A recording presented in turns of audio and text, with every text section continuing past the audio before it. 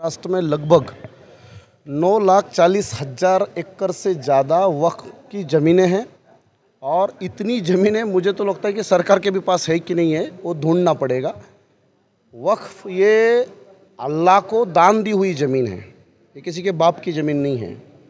और इंसानों ने अपनी खुद की ज़मीनें अल्लाह के नाम दान दी हुई ज़मीनें हैं, जो बहुत बड़ी संख्या में है महाराष्ट्र में।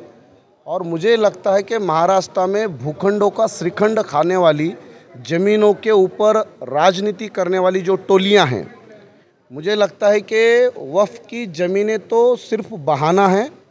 इनको इन ज़मीनों को बेचने का इनका असली निशाना है। इसलिए इन ज़मीनों को सरकार अपने कब्जे में लेके बेचना चाहती है। और ज़मीन सारे बहुजनों के गुलामी का कारण ज़मीन है। आज आदिवासी भी अपनी जल ज़मीन और जंगल के लिए लड़ता है। तो ज़मीन जो है वो आपकी इज्जत से जुड़ी है, आपके रुतबे से जुड़ी है और आपके गुलामी से जुड़ी है। वही लोग गुलाम बने हैं जिनके पास ज़मीन नहीं है।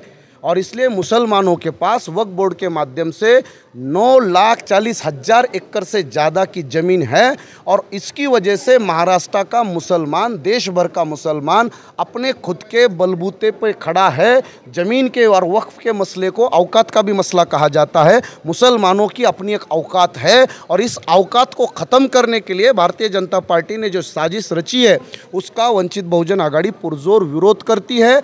हम चाहते हैं कि जो असली मायने में इस देश की ज़मीन को लूटने वाले जो लोग हैं, उनकी ज़मीनों पर आपके पास कोई कानून नहीं है। और जो लोगों ने दान दी हुई ज़मीन है, उन ज़मीनों को हड़पने के लिए आप इस तरीके से घिनौनी हरकत कर रहे हैं, जिसका हम लोग पुरजोर विरोध करते हैं।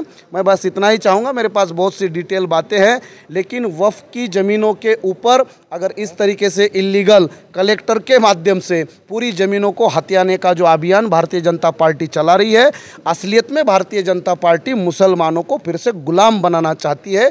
ज़मीन ये स्वाभिमान का मकसद होता है, तो ये ज़मीन जब मुसलमानों की निकलेगी तो मुसलमानों के ऊपर कंट्रोल करना और उनको गुलाम बनाना आसान हो जाएगा। ये साजिश भारतीय जनता पार्टी की हम सफल नहीं होने देंगे। अभी एक फंडा चल रहा है कि राजनीति में हिंदू मुस्लिम का फंडा चल रहा है, इसके बारे में क्या कहना चाहते हैं? मैं बस इतना ही कहना चाहूँगा, ये मामले में मैं मुसलमानों से कहना चाहूँगा, मैं इतना जानता हूँ कि जो सिर्फ अल्लाह से डरता है, मैं उसी को मुसलमान मानता हूँ। अगर ज़िंदगी और मौत अल्लाह के हाथ में है, ऐसा अगर मुसलमान मानता है, ऐसा अगर कुरान में और हदीस में कहा गया है, तो मैं मुसलमानों से यही विनती करूंगा कि कब से हमारी ज़िंदगी और मौत मोदी और भाजपा के हाथ में चली गई। तो भाजपा और मोदी से डर डर के अगर कोई मुसलमान कांग्रेस को वोट कर रहा है, तो जो डरा हुआ है वो मेरी नज़र में मरा हुआ है। इसलिए डरा धमका कर मुसलमानों को ऊपर सियासत किया जा रहा है, हुकूमत किया जा रहा है। इसलिए सच्चर कमीशन का रिपोर्ट हो, रंगनाथ मिश्रा का रिपोर्ट हो, प्रोफेसर रहमान का रिपोर्ट हो, कांग्रेस ने 55 साल देश पे राज किया है। मुसलमानों ने ईमानदारी से कांग्रेस को ही वोट दिया है, लेकिन कांग्रेस ने ईमानदारी से मुसलमानों को बर्बाद किया है।